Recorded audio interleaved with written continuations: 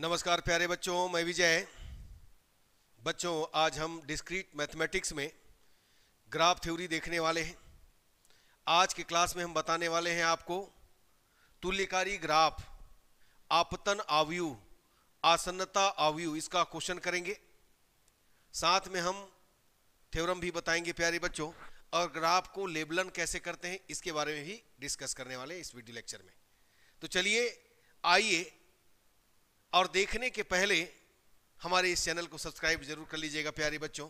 चलिए शुरुआत करते हैं आज की क्लास। सबसे पहले तुल्यकारिता पर बात करते हैं। दो आलेखों की तुल्यकारिता या समरूपता, आइसोमॉर्फिज्म ऑफ टू ग्राफ।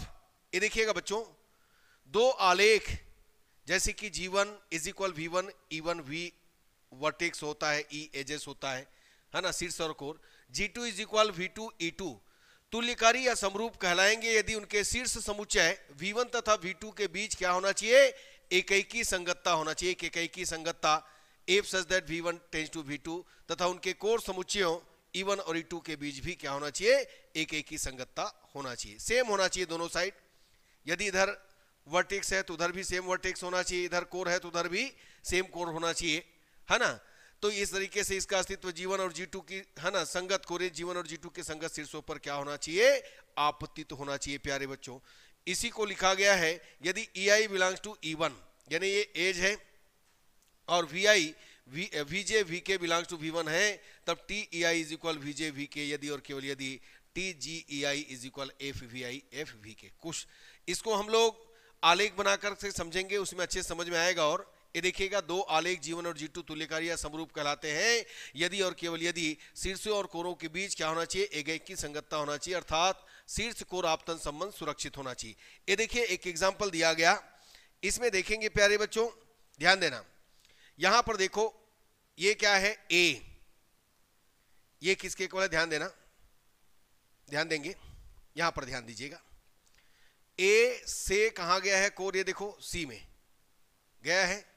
तो यहां पर देखो A से कहा गया, ये C डेस में, A डेस से C डेस, ये दोनों सेम हो गया।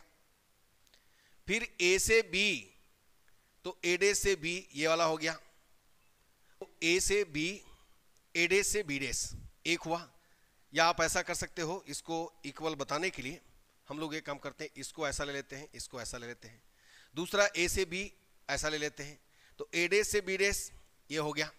फिर B से C, है ना, तो B से C ये तीसरा हो गया। चलिए इसके बाद नेक्स्ट है C से D, C से D डेस, C डेस से D डेस, ये चौथा हो गया। ये देखिएगा चौथा, ये आपका आ गया। उसके बाद A से D, तो A डेस से D ये पांचवा हो गया, देखिएगा। इसके बाद, है ना, आपके पास क्या हुआ, क्या बच गया, देखिए ये हो गया, ये हो गया, ये भी हो गया, ठीक है ना। एक शीर्ष और कौन सा बचा है, D डेस से B। हाँ, ये तो नहीं है, बट ये इसमें है, सेम सेम है प्यारे बच्चों, इसलिए क्या है, तुल्यकारी है। और एग्जांपल देखेंगे, उसमें आपको समझ में और अच्छे से आएगा। चलिए देखते हैं। ये देखिए, इसको ध्यान देंगे, आपको यहां पर देखना है। देखो ये U1 है, ये V1 शीर्ष है, U1 है ना। तो U1 के लिए V1 हुआ और 1 के लिए E1 हुआ, इसमें अच्छे समझ में आएगा आपको। और U2 के लिए V2 हुआ, है ना, और 2 के लिए यहां पर क्या हो जाएगा, देखो ये देखो, इसके बाद ऐसे आ रहा है E2, देखिएगा U3 V3, ध्यान देना, ये देखो ऐसा ऐसा आ रहा है, ये ऐसा जाएगा ऐसे। इसी प्रकार देखो U3 के बाद ये देखो 3 जो है E3 को शो करेगा, U4 जो है V4 को शो करेगा, और 4 जो है E4 शो करेगा। यानी पहला, ये बाहर की बाउंड्री की बात कर रहे हैं हम लोग, तो बाहर की बाउंड्री ये जो है अंदर वाला, ये वाला जो पार्ट है उसको शो कर रहा है। फिर अंदर की बाउंड्री की बात करेंगे तो ये देखो U5 V5, U6 V6, U7 V7, U8 V8, ठीक है। तो उसी के हिसाब से यहां पर यदि 5 है तो ये E5 है, यदि 6 है तो ये E6 है, यदि 7 है तो E7 है, यदि 8 है तो E8 है, बस इस ढंग से करना है। तो यहां पर हम क्या कहेंगे, शीर्ष के लिए हमारे पास क्या है, शीर्ष के लिए है बच्चों, यानी U1 तुल्यकारी है किसके, V1 के, U2 तुल्यकारी है V2 के, U3 तुल्यकारी है V3, U4 तुल्यकारी है V4, U5 तुल्यकारी है V5, U6 तुल्यकारी है V6, U7 तुल्यकारी है V7 और U8 तुल्यकारी है V8 के। ये इस तरीके से।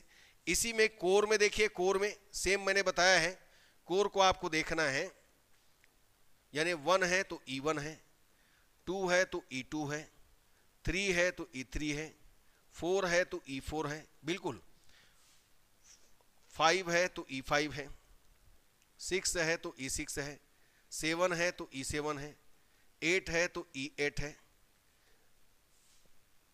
9 है तो E9 है, और 10 है तो E10 है, 11 है तो E11 है, और 12 है तो E12 है। तो ये इस तरीके से है प्यारे बच्चों, ये तुल्यकारी कहलाएंगे। ठीक है, आया समझ में? बस आपको तुलना करना है, दोनों साइड होना चाहिए। चलिए आगे बढ़ते हैं, देखते हैं। अब आता है उप आलेख। आलेख के अंदर से बाहर निकला हुआ, यानी समझिए उप आलेख क्या हो गया, आलेख का एक उप समुच्चय हो गया।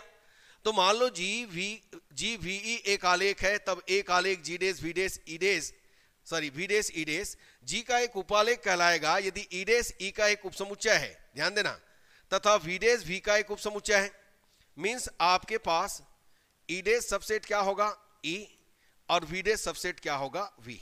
ठीक है, इस प्रकार है कि जीडेस का प्रत्येक कोर जीडेस में समान अंत्य शीर्ष रखता है, जैसे कि ये देखो जी में है। सेम देखो यहां पर, ये देखो इसके अंदर में V1 V2 V3 और ये V5 है, V4 भी है। तो ये जो है, ये पार्ट जो निकला हुआ है, ये कहां से निकला, इस आलेख से निकला। ये जो पार्ट है जो निकला है, ये इस आलेख से निकला, इसलिए हम इस आलेख को क्या कहेंगे, इसका सब ग्राफ उप आलेख कहेंगे प्यारे बच्चों। आलेख का ये बना उप आलेख। ठीक है, इसी में यदि जनक आलेख की बात करें, स्पेनिंग सबग्राफ की बात करें, तो एक आलेख जी इज इक्वल वी एक उपालेख कहलाएगा यदि जी डेस वी डेस ई डेस जनक उपालेख कहलाता है यदि जी के सभी शीर्ष जी डेस में विद्यमान हो। जैसे आपके पास बात करते हैं हम लोग, यहां पर देखो ये जनक आलेख नहीं कहलाएगा, क्योंकि इसमें एक शीर्ष एब्सेंट है। मैं इसी में एक शीर्ष और ले लूं, है ना, यहां पर एक शीर्ष और ले लूं, मान लो मैं यहां पर ले लेता हूं, देखिएगा ये ले लिया मैं, ऐसा मान लो ले लिया, तो ये हो गया V6। ये कंप्लीट हो ना हो उससे कोई दिक्कत नहीं है, लेकिन पूरे के पूरे शीर्ष प्रेजेंट है, पूरे के पूरे शीर्ष प्रेजेंट है, इसलिए यह जनक आलेख कहलाएगा प्यारे बच्चों। क्या कहलाएगा, जनक आलेख कहलाएगा, याद रखिएगा। ठीक है ना बच्चों, तो बस इसी ढंग से याद रखना है, जनक आलेख स्पेनिंग सब ग्राफ। चलिए आगे बढ़ते हैं, देखते हैं। अब ग्राफ का लेबलन या चिन्हित करना, लेबलिंग ऑफ ए ग्राफ।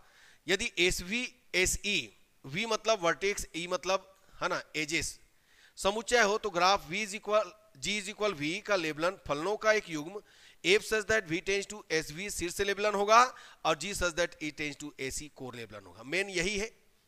ठीक है, यदि graph G is equal V का फलनों एफ और जी द्वारा लेबलन चिन्हित किया गया है तथा graph G1 is equal V1 E1 का फलनों F1 और G1 द्वारा लेबल किया गया हो तो G1 और G और G1 तुल्य लेबल ग्राफ कहलाएंगे।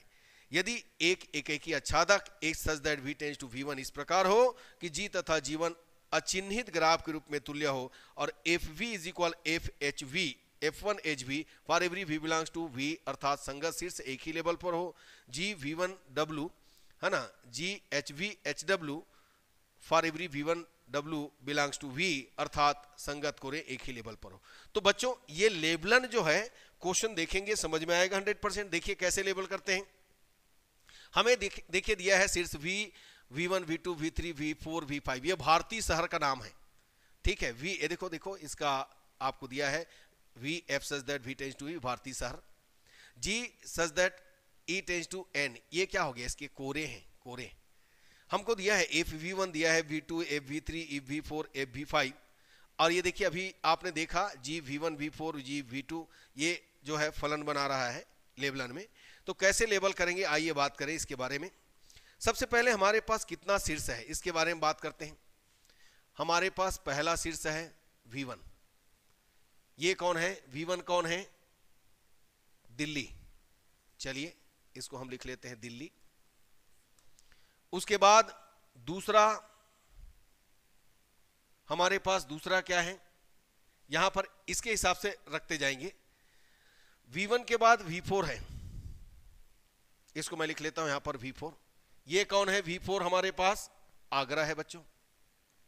देखिए कैसे लेबल हो रहा है, दोनों के बीच V1 और V2 V4 के बीच, ये देखो V1 और V4 के बीच 190 किलोमीटर का डिस्टेंस है, ये आ गया। अब इसके बाद ध्यान देना, इसके बाद देखो V4 से कौन निकला है ये भी ध्यान रखना। तो V4 से V3 और V5 निकला है, देखिए यहां पर लगा देता हूं मैं ये V3 और इधर लगा देता हूं मैं V5, ये बेस्ट रहेगा। तो V3 कौन है यहां पर, भोपाल, ये देखो ये भोपाल हो गया। और V5 कौन है, अलीगढ़। अब यहां पर ये देखना है कि V4 और V3 ये देखिए है, तो यहां पर देखो V4 और V3 के बीच कितना किलोमीटर का फासला है भाई, 500, ये देखिएगा V3 और V4 के बीच 500, और V4 और V5 के बीच 90, ये देखिए है ना। इसके बाद नेक्स्ट हमारा बच गया कौन, V3 से V2, ये आ गया V2, और V2 कौन है, V2 रायपुर है, ये रायपुर आ गया। इन दोनों के बीच कितना है, यहां पर देखो V2 और V3 के बीच, V2 और V3 के बीच 697। तो ये लेबलन हो गया प्यारे बच्चों, बस इसी ढंग से देखना है। देखो सबसे पहले ऐसे तो हमारे पास शीर्ष 5 है, V1, V2, V3, V4, लेकिन कौन पहले आएगा कौन बाद में आएगा इस पर डिपेंड करेगा। पहले आप V1 लगाइए, V1 के बाद V4 है तो V4 लगा दिया मैंने। तो हमने देखा कि V1 हमारे पास दिल्ली है और V4 हमारे पास आगरा, हमने लिख दिया। और दोनों के बीच किलोमीटर V1 और V4 के बीच 199। इसके बाद V4 से कनेक्टेड कौन कौन है, देखो V4 से V3 है और V4 से V5 है, मैंने दोनों को कनेक्ट कर दिया।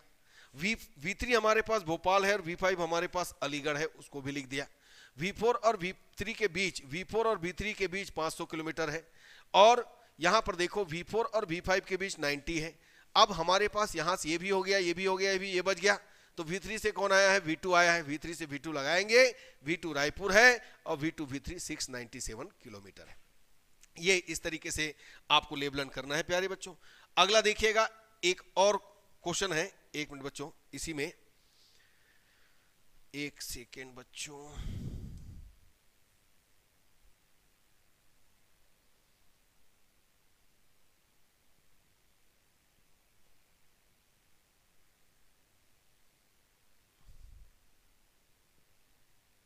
चलिए अब देखिए पूर्ण या द्विखंडी graph, complete and bipartite graph. पूर्ण ग्राफ, एक ग्राफ G इक्वल V पूर्ण कहलाएगा यदि सभी Vi Vj belongs to V के लिए Vi Vj belongs to E n शीर्षों वाले पूर्ण ग्राफ होते हैं। जैसे कि देखो एक ही शीर्ष है तो K1 लिख दिया, यहां पर देखो दो शीर्षों से बना एक कोर है, ये K2 है, ये कंप्लीट ग्राफ है पूर्ण ग्राफ। K3 ये पूर्ण ग्राफ और इसमें कुछ नहीं होने वाला है, ठीक है। तो याद रखिएगा प्यारे बच्चों, बस इसी ढंग से आपको देखना है। इसके बाद है द्विखंडी ग्राफ, एक ग्राफ G BE द्विखंडी या द्विभाजित कहलाएगा यदि V का एक विभाजन V1 V2 अर्थात V is equal V1 union V2, V1 not 5, V1 not is equal 5, V2 not is equal 5, V1 intersection V2 is equal 5, इस प्रकार हो कि V1 के कोई दो शीर्ष आसन्न नहीं है, एक द्विखंडी ग्राफ कहलाते हैं। तो देखिए जैसे कि पुरुष और स्त्रियों के लिए समुच्चय में विवाह संबंध है ना, जब दोनों में विवाह होगा तभी एक कोर बनेगा, है ना, और इसको हम क्या कहेंगे, द्विखंडी ग्राफ कहेंगे। प्यारे बच्चों याद रखिएगा, यदि विवाह नहीं होगा तो कोर बनेगा क्या, नहीं बनेगा, विवाह होगा तभी कोर बनेगा, इसलिए इसको द्विखंडी ग्राफ कहेंगे।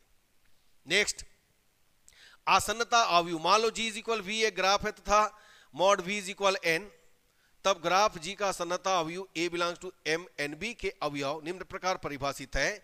ए आई जे इज इक्वल 1 यदि वी आई वी जे एक कोर बनाएंगे। सिंपल सी बात है, यदि V1 है तो V1 से जितना कोर निकला हुआ है उसमें हम लेंगे 1, और वहां से कोई कोर नहीं निकला है मतलब 0। ऐसा सिंपल शब्दों में समझो, क्वेश्चन में समझ में आएगा आपको। और दूसरा इसी में देखिएगा आपतन अवयव, है ना, वही बात है यहां पर देखो, यदि V1 VI EJ पर आपतित कोर है, यानी V1 से कोर निकला है बताया ना, तो उसको हम लोग क्या कहेंगे 1 और अन्यथा 0। अब क्वेश्चन में मैं समझाता हूं क्या बोला गया है। ये देखिएगा, हमको दिया है क्वेश्चन, ध्यान देना प्यारे बच्चों, यही लेते हैं। हमें निकालना है कोर अवयव। सबसे पहले कोर अवयव निकालते हैं, चलिए। कोर अवयव देखते जाइएगा, इसको नाम दिया गया है बी। ये देखो V1 से V1 1 2, ये देखो V1 1 2, फिर यहां से 1 2 हो गया, फिर 1 से 1 3 हो गया, फिर 1 इधर से आएगा तो 1 4 हो गया, 1 5 हो गया। देखते जाइए, माने V1 से कितना को निकला, V1 ये हो गया 1 2, ये हो गया 1 3, ये हो गया 1 5 और ये हो गया 1 4। इसका हो गया कंप्लीट काम। इसके बाद 2 से, तो ये तो कंप्लीट है, 2 से 2 3, 2 से हो गया 2 3, और तो कुछ नहीं है, तो हो गया कंप्लीट। V3 से V1 V3 तो हो गया, V3 से V4 यानी 3 4, और V3 से V5 ये आ गया 3 5, ठीक है। और यहां से आपको मिलेगा V3 V4 हो गया, ये हो जाएगा 4 5। ये आपको मिल गया कोर अवयव। प्यारे बच्चों अच्छे से बना लीजिएगा, मैं लिख दिया वैसे। समझ में आया? रिपीट नहीं होना चाहिए, 1 4 तो 4 1 नहीं होगा, याद रखिएगा, 2 3 सब अलग अलग होना चाहिए। ये हो गया कोर अवयव। अब हम यहां पर बात करेंगे किसका, अब देखेंगे आसन्नता अवयव।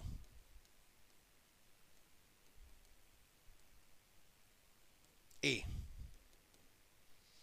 इसके लिए क्या करते हैं देखिएगा, यही बना देता हूं बच्चों, एक काम करते हैं। आसन्नता अवयव ए, इसके लिए दीजिए V1, कितना शीर्ष है आपके पास, 5 है ना, V1 V2 V3 V4 और ये V5। इधर दीजिएगा V1 V2 V3 V4 और ये हो गया V5, है ना, शीर्ष से शीर्ष। तो V1 से V1 कोई कोर नहीं बनाएगा, 0। V1 से V2 देखो, V1 से V2 एक कोर बनाना है 1, V1 से V3 एक कोर बना रहा है 1, V1 से V4 ऊपर से आ रहा है 1, V5 भी कोर बना रहा है 1, ये देखिए। उसके बाद V2 से आओ, V2 से कौन कौन सा बन रहा है, V2 से V3, V2 से V1, V2 से V1 और V2 से V3, ठीक है। और तो कोई नहीं बन रहा है, ये 0 0। ये देखो V2 से यहां से और V2 से यहां से, ठीक। इसके बाद V3 से आइए, V3 से V1 बन रहा है, V3 से V2 बन रहा है, V3 से V5, V3 से V3 0, V3 से V4 भी बन रहा है, और ये हो गया 5। अब इसके बाद V4 में आइए, V4 में V4 से V1 1, देखते जाइए प्यारे बच्चों, 1, और V4 से V2 नहीं बन रहा है 0, V4 से V3 बन रहा है 1, V4 से V4 0 हो गया और ये हो गया 1। लास्ट आएगा V5, V5 में देखो कौन कौन आ रहा है, V1 में है, बिल्कुल है, V5 से V2 नहीं है 0, V5 से V3 है, V5 से V4 है, और ये हो गया 0। तो ये होता है आपतन अवयव, ठीक है। अब इस सॉरी आसन्नता अवयव, ये आसन्नता अवयव है बच्चों, आसन्नता अवयव, समझ में आया? अब हम बात करेंगे आपतन अवयव। इसको मैं एम लिख देता हूं ना सीधा। आप इधर कितना है आपके पास एजेस 8 है क्या टोटल 8। तो इधर लिखिए E1 E2 E3 E4 E5 E6 E7 E8। इधर हो गया V1 V2 V3 V4 और यहां पर आ जाएगा आपका आएगा V5। तो देखो V1 से कितना कोर निकला है, कौन कौन सा कोर निकला है इसको देख लो। V1 से E1 E2 E3 E5 E1 E2 E3 E1 E2 E3 E5।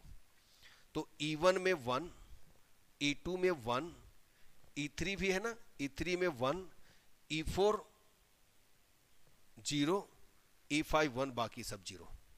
ये देखिए कितना शीर्ष निकला 1 2 3 4। अब V2 में आओ, V2 से कितना निकला है E1 और E4 बाकी सब 0। E1 और E4 बाकी सब 0 लगा दो। बहुत आसान है प्यारे बच्चों। इसके बाद V3 में आओ, तो V3 में कौन कौन आ रहा है E3 E4 E7 E8 E3 E4 E7 E8 बाकी में सब 0 लगा दो। V4 में आइए, V4 में तो V4 में कौन कौन आ रहा है E5 E6 E8 E5 E6 E8 E5 E6 E8 ये 1 1 और लास्ट वाला 1 बाकी सब 0। इसके बाद V5 में आइए, V5 में आइए, V5 क्या है ये V5 है। तो E2 E7 E6 E2 E7 E6 ये देखिए बच्चों। तो ये हमारा मिल गया कौन सा अवयव, इसको कहेंगे हम आपतन अवयव। आया समझ में, बस इस ढंग से करना है। चलिए और भी क्वेश्चन देखते हैं ताकि आपको समझ में आए। ध्यान दीजिएगा बच्चों, इसमें हमारे पास यहां पर देखो क्या किया गया है। V1 से हम यहां पर पहले ग्राफ बना लेते हैं। V1 V2 V3 V4 V5 यहां पर V1 से V2 V1 से V5 V1 V2 से V3। एक काम करते हैं, ये V1 ये हो गया V2 ये हो गया V3 ऐसा ले लेते हैं, है ना। और इधर हो गया ये आपका V5 V5 आ गया V2 से V4 V2 से चलो V4 दे देते हैं। उसके बाद V3 से V4 उसके बाद V3 से V5 ये ऐसे दे देते हैं और V4 से V5 ये आ गया प्यारे बच्चों, बन गया। यानी आपके पास कितना शीर्ष है टोटल 5 शीर्ष है। तो समझिए ये आपका कितना हुआ V1 से V2 E1 मान लो इसको, V1 से V5 E2 मान लो।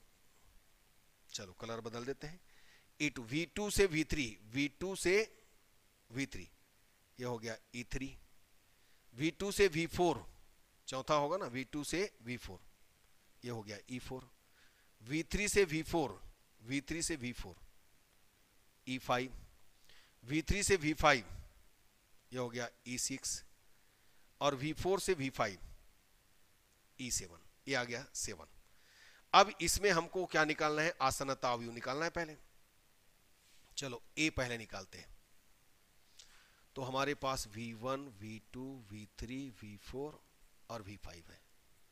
इधर V1 V2 V3 V4 और ये आ गया V5। देखिए प्यारे बच्चों आया। अब इसमें निकालते चलो। देखो V1 से V1 कितना हो गया 0। V1 से कौन आया V2 1। V1 से V5 आया 1 बाकी 0। अब आइए V2 में, V2 से V1 1 V2 से V3 ये 0 हो जाएगा V2 का, V2 1 हो गया। अब V2 से V4 1 बाकी 0। V3 में आइए, V3 से V1 तो नहीं है 0, V3 से V2 है 1, V3 से V3 0, V3 से V4 है 1 और V3 से V5 भी है 1। V4 में आइए, V4 में, V4 का देखो, V4 का V5 से, V2 से, V3 से, V4 का 1 से नहीं है, V4 का V2 से है 1, V4 का V3 से भी है 1, ये हो गया स्वयं का 0 और ये हो गया 1। लास्ट वाले में आइए V5 में, V5 का किसना V1 से है, V5 का V2 से नहीं है, V5 का V3 से है, V5 का V4 से है और स्वयं से 0। तो ये आपको मिल गया। इसके बाद हम लोग निकालेंगे प्यारे बच्चों M आप तनाव्यू, यहां पर ले लेता हूं V1, V2, V3, V4 और V5। इधर हो गया E1, E2, E3, E4, E5, E6, E7, 7 तक है। ये देखिए अब V1 से कौन कौन से कोर आपतित हो रहे हैं, देखो V1 से E1 और E2, E1 और E2, बाकी सब 0। देखते जाइए। अब V2 में आइए, V2 से E1, E4, E3, E1,